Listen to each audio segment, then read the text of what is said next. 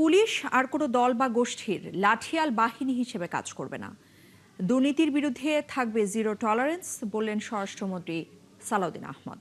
রাজশাহীর সারদা পুলিশ একাডেমিতে 18 বছর আগে বাতিল হওয়া 27তম বিসিএস পুলিশ ব্যাচের সমাপনী কুচকাওয়াজে তিনি এসব কথা বলেন। এ সময় মন্ত্রী চেইন অব কমান্ড ঠিক রেখে বৈষম্যহীন সমাজ গঠন এবং আইনের শাসন প্রতিষ্ঠায় পুলিশ সদস্যদের কাজ করারও নির্দেশ দেন। রাশিদুল হক রুশোর প্রতিবেদনে বিস্তারিত।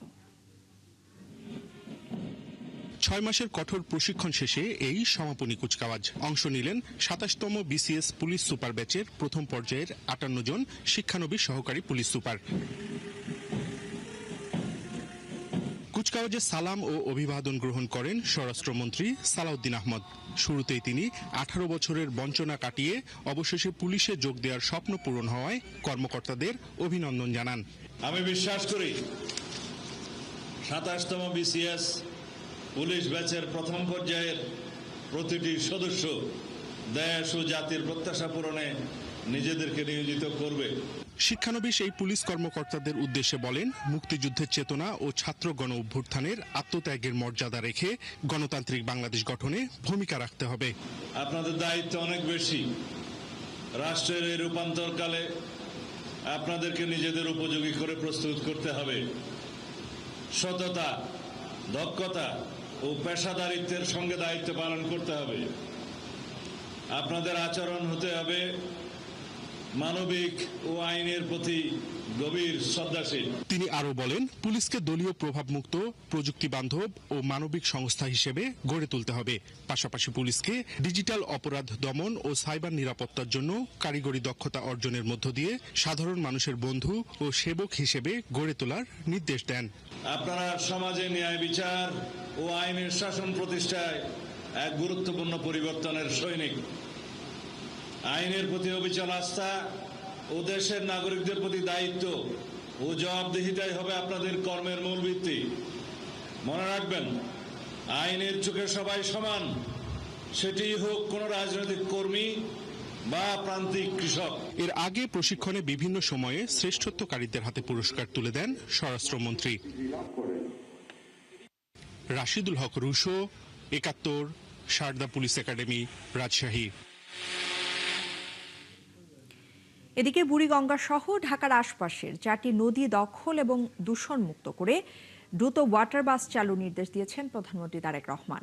পাশাপাশি এটিকে পর্যটন বান্ধব হিসেবে গড়ে তোলারও তাগিদ দিয়েছেন তিনি। আজ সচিবালয়ে প্রধানমন্ত্রীর সঙ্গে ঢাকার 2 সিটি কর্পোরেশনের প্রশাসক এবং সংশ্লিষ্ট মন্ত্রণালয়ের কর্মকর্তাদের বৈঠক শেষে এসব তথ্য জানান 2 সিটির প্রশাসক আব্দুস সালাম এবং শফিকুল ইসলাম খান। এ সময় সড়ক এবং সেতু মন্ত্রী শেখ রবিউল আলম জানিয়েছেন, ফ্যাসিবাদী আমলে নদী সংস্কারের নামে যে দুর্নীতি হয়েছে সেটিও তদন্তের নির্দেশ দিয়েছেন প্রধানমন্ত্রী। এছাড়া ঢাকার চারপাশে 110 কিলোমিটার নৌপথে ওয়াটার বাস চালুর সিদ্ধান্ত হয়েছে বলেও জানিয়েছেন তিনি।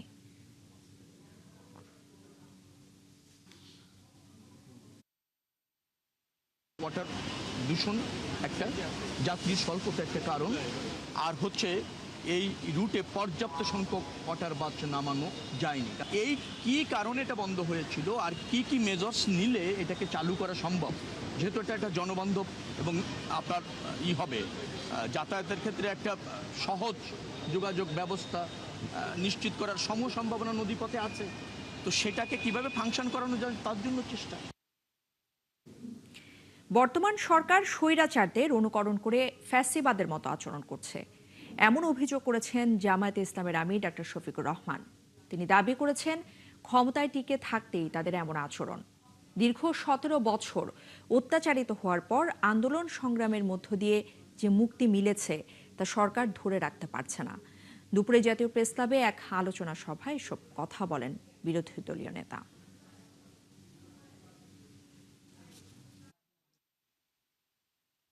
মেহেরবানি করে সম্মানিত হন, জনগণের ভোটকে সম্মান করুন, তাহলে জনগণও আপনাদেরকে সম্মান করবে। আর দলীয়করণের যে রাজনীতির দিকে একদম নেকেটলি উলম্বভাবে আপনারা পা দিয়েছেন, ফিরে আসেন। মাননীয় প্রধানমন্ত্রী, আপনি দায়িত্ব নেওয়ার আগে নির্বাচনের পুরো সময়টা জুড়ে বলেছেন যে আমরা একটা মেরিটোক্রেটিক সোসাইটি চাই, আমরা পলিটোক্রেটিক সোসাইটি বিল্ড আপ করব না। এখন কি করছেন? এখন তো পুরাটাই তার উল্টা। সরকারি প্রাথমিক বিদ্যালয়ের সহকারী শিক্ষক পদে চূড়ান্তভাবে নির্বাচিত 14,384 জন এখনো যোগদান করতে পারেনি। ফল প্রকাশের 171 দিন পেরিয়ে গেলেও নিয়োগপত্র না পাওয়ায় এখন আন্দোলনে নেমেছেন তারা। দ্রুত যোগদান এবং পদায়নের দাবিতে সকাল 11টা থেকে রাজধানীর শাহবাগে জাতীয় জাদুঘরের সামনে অবস্থান কর্মসূচি পালন করছেন সুপারিশপ্রাপ্ত শিক্ষকরা। তারা দাবি করেছেন নিয়োগ বিধিমালা অনুযায়ী চলতি আগস্টের মধ্যেই যোগদান এবং পদায়ন নিশ্চিত করে সুনির্দিষ্ট তারিখ উল্লেখ করে লিখিত প্রজ্ঞাপন দিতে হবে। মৌখিক আশ্বাসে আস্থা নেই বলেও তারা জানিয়েছেন। এদিকে চূড়ান্তভাবে নির্বাচিত প্রার্থীদের যোগদানের নতুন তারিখ ঘোষণা করেছে প্রাথমিক এবং গণশিক্ষা মন্ত্রণালয়। মন্ত্রণালয়ের বিজ্ঞপ্তি অনুযায়ী আগামী 1 অক্টোবর সংশ্লিষ্ট জেলা প্রাথমিক শিক্ষা অফিসে যোগদান করবেন 14,384 জন সহকারী শিক্ষক। আর এর আগে শনিবার 29 অক্টোবর যোগদানের তথ্য জানিয়ে পরে তা সংশোধন করা হয়। তবে সরকারের ঘোষিত সময়সূচি প্রত্যাখ্যান করে আগস্টের মধ্যেই যোগদান নিশ্চিতের দাবিতে লাগাতার অবস্থান কর্মসূচি চালিয়ে যাওয়ার ঘোষণা দিয়েছেন শিক্ষকরা। দর্শক, রাজধানীর শাহবাগে জাতীয় জাদুঘরের সামনে আজ থেকে লাগাতার অবস্থান কর্মসূচি শুরু করেছেন সরকারি প্রাথমিক বিদ্যালয়ের সহকারী শিক্ষক পদে সুপারিশপ্রাপ্তরা, যেমনটা আমরা এতক্ষণ জানাচ্ছিলাম। সেখানে আছেন আমাদের সহকর্মী জুলিয়া তানহা, তার কাছ থেকে আরো তথ্য আমরা জানবো। তানহা, একটু জানাবেন যে আন্দোলনকারীদের মূল দাবিটা আসলে কি এবং এই দাবি সম্পর্কে সংশ্লিষ্ট কর্তৃপক্ষ কিছু জানিয়েছে কিনা, আর যদি তাদের দাবি না মানা হয় তাহলে তাদের পরবর্তী কর্মসূচিগুলো কি?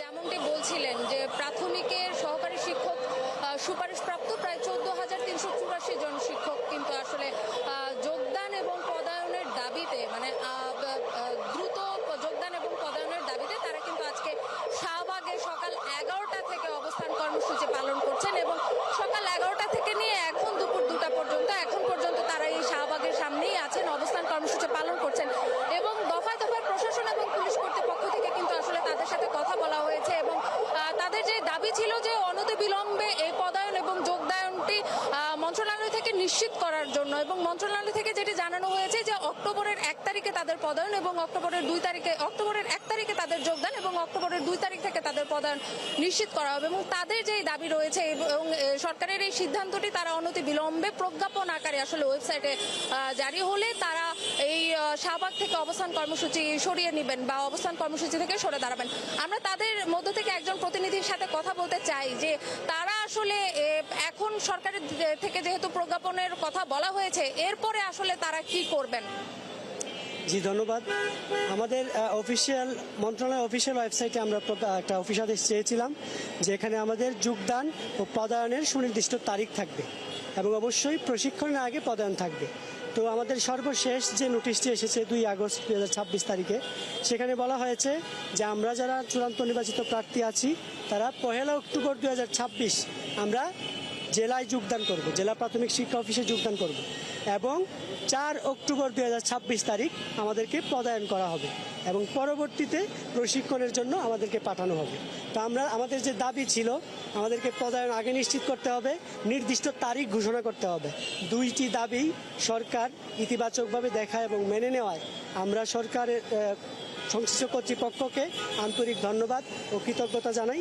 তবে সেই সাথে জানিয়ে দিতে চাই যদি এই নোটিশের ব্যত্যয় বা এর পরবর্তীতে অন্য কোনো ধরনের সিদ্ধান্ত নেওয়া হয় আমাদের বিরুদ্ধে, তাহলে আমরা আরও কঠোর কর্মসূচি যেতে বাধ্য হব।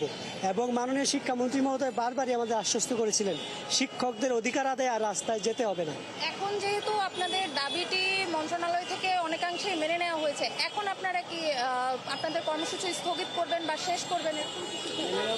জি, আমরা মেনে নেওয়া আমাদের যৌক্তিক দাবি না, এটা আমাদের ন্যায্য অধিকার ছিল। যেহেতু আমাদের ন্যায্য অধিকার আমরা বুঝে পেয়েছি, তো সেজন্যই আমরা সর্বসম্মতিক্রমে আমরা আজকের কর্মসূচি আমরা প্রত্যাহার করে নিচ্ছি। তবে আমাদেরকে যেন আর কোনোদিন রাস্তায় নামানো না হয়। আমরা রাস্তায় থাকতে চাই না, আমরা শিক্ষক, আমরা স্কুলে থাকতে চাই। নুসরাত, যেমনটি আপনি শুনলেন, তারা কিন্তু আসলে তাদের যেই সরকার থেকে আজকে যেই দাবিটি তাদের মেনে নেওয়া হয়েছে এবং মেনে নেওয়াতে তারা আসলে খুশি এবং আজকের মতো তারা আসলে কর্মসূচি স্থগিত করে তারা অক্টোবরের 1 তারিখ এবং 2 তারিখের জন্য অপেক্ষা করবেন। অক্টোবরের 1 তারিখ পদায়ন নিশ্চিত করে অক্টোবরের 2 তারিখ থেকে তারা তাদের কর্মস্থল অর্থাৎ স্কুলে যোগদান করে তারা তাদের যে শিক্ষকতা মহান পেশা সেটাতেই তারা ফিরে যেতে চান। তো নুসরাত, শাহবাগের শিক্ষকদের অবস্থান কর্মসূচি থেকেই এই ছিল আমার কাছে সবশেষ। ধন্যবাদ। জুলিয়া তানহা আমাদের সাথে যুক্ত হয়েছিলেন শাহবাগ থেকে। যাচ্ছি পরবর্তী প্রসঙ্গে। সরকার সমালোচনা করলে অপরাধ নয়, তবে রাষ্ট্রের বিরুদ্ধে যদি বলে সেক্ষেত্রে তা অপরাধ হিসেবে গণ্য হবে। তাই সাংবাদিকদের জন্য করা ৭৩-এর আইনটি সরকার সংশোধন করার সিদ্ধান্ত নিয়েছে বলে জানিয়েছেন তথ্য এবং সম্প্রচার মন্ত্রী জহিরুদ্দিন স্বপন। সকালে ঢাকা বিশ্ববিদ্যালয়ের গণযোগাযোগ ও সাংবাদিকতা বিভাগ আয়োজিত সেমিনারে তিনি আরও বলেন, ক্ষমতা, স্বাধীনতা এবং দায়িত্ব এই তিনের সমন্বয়ে গণমাধ্যমে কমিশন গঠন করা হবে। রাষ্ট্র পরিচালনায় জবাবদিহিতা নিশ্চিত করা এবং দায়িত্বশীল নেতৃত্ব গড়ে তোলা জরুরি বলেও মন্তব্য করেন মন্ত্রী। জুলাই গণ অভ্যুত্থানের সময় অনেক সাংবাদিক তখনকার সরকারকে টিকিয়ে রাখার চেষ্টা করেছিলেন, কিন্তু সেই সরকার টিকে গেলে বস্তুনিষ্ঠ সাংবাদিকতার পরিণতি কি হতো তা নিয়ে প্রশ্ন করেন জহিরুদ্দিন স্বপন। আর সাংবাদিকদের বাক স্বাধীনতা রক্ষায় আইন প্রণয়নের চিন্তা করা হচ্ছে বলেও জানিয়েছেন তিনি। তবে রাষ্ট্রবিরোধী কর্মকাণ্ড সেই স্বাধীনতার অংশ হিসেবে গ্রহণ করা হবে না।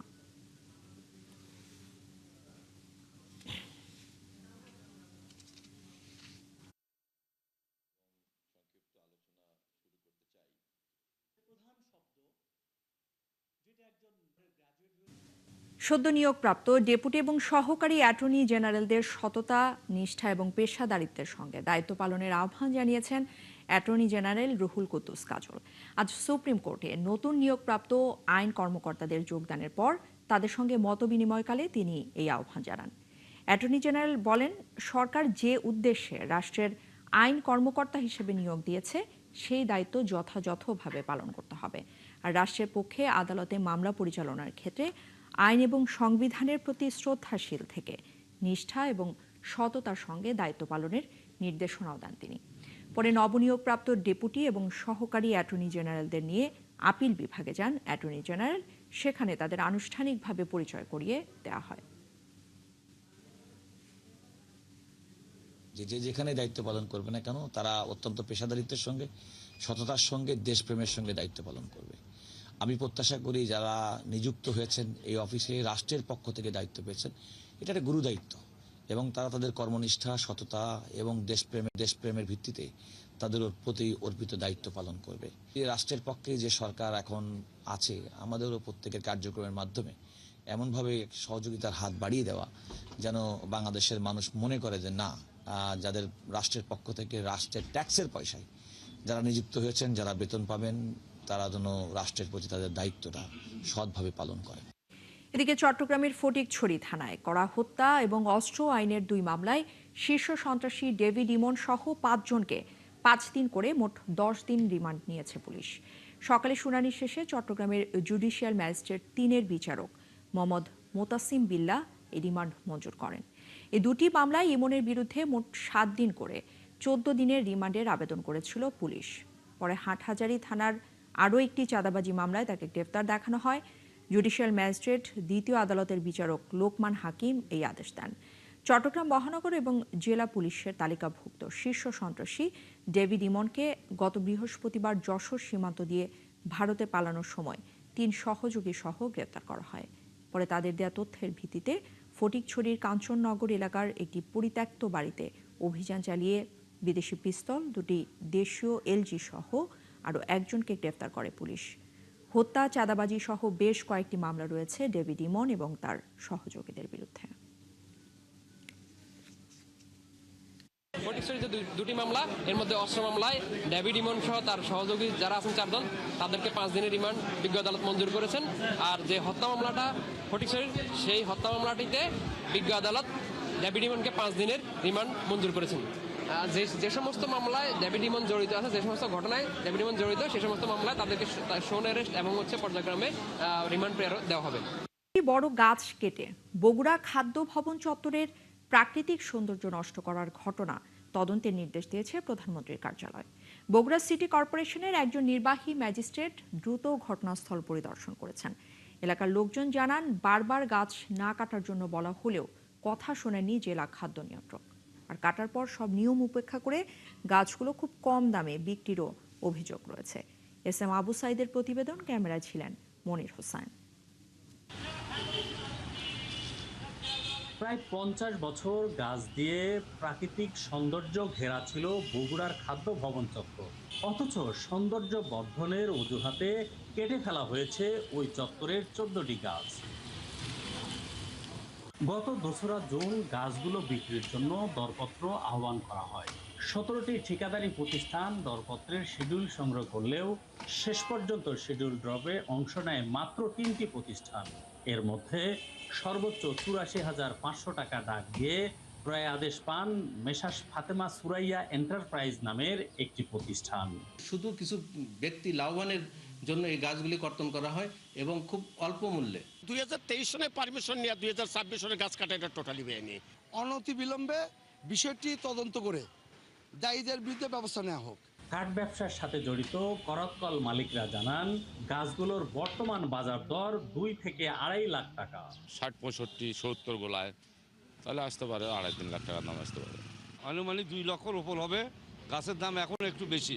এ নিয়ে বিভাগীয় বন কর্মকর্তা জানান, বিধি অনুযায়ী বন বিভাগের পরামর্শ ও বর্তমান মূল্যায়নের ভিত্তিতে গাছের মূল্য নির্ধারণ হওয়ার কথা ছিল, কিন্তু তা না করে প্রায় 3 বছর আগে সাবেক সরকারের করা একটি মূল্যায়ন পত্র দিয়ে টেন্ডার আহ্বান করা হয়।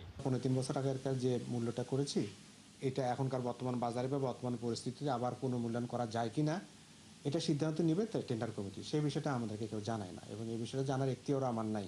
এদিকে সব ধরনের প্রক্রিয়া অনুসরণ করেই গাছ বিক্রি ও কাটা হয়েছে বলে দাবি খাদ্য বিভাগের। সরজমিনে এসে নির্ধারণ করে দিয়েছে, আমরা প্রশাসনিক অনুমোদন সহ যত প্রক্রিয়া আছে সকল প্রক্রিয়া সম্পন্ন করে আমরা টেন্ডারের মাধ্যমে আসলে এর দাম এটা আমি বন বিভাগ আসলে এটা আসলে আমরা কখনো করি না। আমাদের প্রয়োজন হলে তখন আমরা বন বিভাগকে বলি, এটা বন বিভাগই আসলে করে দিয়েছে। বগুড়ার সচেতন নাগরিকরা মনে করছেন, নিশ্চয়ই প্রধানমন্ত্রীর কার্যালয়ের নির্দেশে পরিচালিত তদন্তে প্রাকৃতিক সৌন্দর্য নষ্ট করে গাছ কাটা এবং সেই গাছ কম দামে বিক্রি করার প্রকৃত কারণ বের হয়ে আসবে। S M Abu Saeed, 71, Bogura. দুটি সেতু নির্মাণের পর সংযোগ সড়ক না করায় চরম ভোগান্তিতে সিরাজগঞ্জ সদরের 2 ইউনিয়নের অর্ধলক্ষাধিক মানুষ। সেতু দুটি নির্মাণের 2.5 বছরেও সংযোগ সড়ক করা হয়নি। এলজিইডি নির্বাহী প্রকৌশলী জানিয়েছেন, এলাকাবাসী রাস্তার জন্য জায়গা ছাড়লে কাজ শুরু করা হবে। ইউসুফ দেওয়ান রাজুর তথ্য এবং ছবিতে প্রতিবেদন, ছবি তুলেছেন বেলাল হোসেন। 2023 সালে সিরাজগঞ্জ সদরের কোরালিয়া দিয়ার একডালার 4 কিলোমিটার সড়কের একটি খালে 6 কোটি টাকা ব্যয়ে দুটি সেতু নির্মাণ করা হয়, কিন্তু 2.5 বছরেও সংযোগ সড়ক করা হয়নি। এলাকাবাসী বলছে, ব্রিজ দুটি চালু না হয় ব্যবসা বাণিজ্যের ক্ষতি হচ্ছে, নেতিবাচক প্রভাব পড়ছে শিক্ষা ও কর্মজীবনে। ধান ধুন কেটে নিয়ে পন্থে পন্থে ঘুরে নিয়ে যাওয়ার কামলা দিবে না, এই রাস্তা চালো লিবারে চালিয়ে আর আমাকে সুবিধা হইল না। এখান থেকে কলেজে যেতে কমসে কম 5 কিলোমিটার হেঁটে যাওয়া লাগে। এই সাইডে পর্যন্ত আসলে পরে আর কোনো জায়গায় যাওয়া যায় না, এ পর্যন্তই শেষ। ওই দিক দিয়ে যাবো একডালা পর্যন্ত বা ওই সাইডে মেইন রোড উঠবো, ওটার কোনো ব্যবস্থা নেই, রাস্তা নাই। জেলা নির্বাহী প্রকৌশলী জানান, জমি অধিগ্রহণের জন্য এলাকাবাসীর জায়গা দিলে এই সড়ক নির্মাণের উদ্যোগ নেওয়া হবে। এলাকার কিছু লোকজনের সাথে বসে আমি আজকে মিটিং করেছি যে ওনারা যদি সবাই সম্মিলিতভাবে অ্যালাইনমেন্ট বের করে দেন আমাদেরকে, তাহলে আমরা সেই রাস্তা পাকাকরণের প্রস্তাব আমাদের হেড অফিসে প্রেরণ করব এবং অনুমোদন পেলে কাজ করতে পারবো। কোরালিয়া একডালা সড়কটির মাঝখানে 700 মিটার অংশ প্রায় 3 বছর আগে ভেঙে যায়। পিন্টু হাজং, 71। দর্শক, চলছে সংবাদ সংযোগ। সরাসরি সংবাদ অনুষ্ঠান দেখতে চোখ রাখবেন 71 ফেসবুক পেজে এবং সাবস্ক্রাইব করবেন 71 ইউটিউব চ্যানেল। থাকবেন 71-এর সাথে।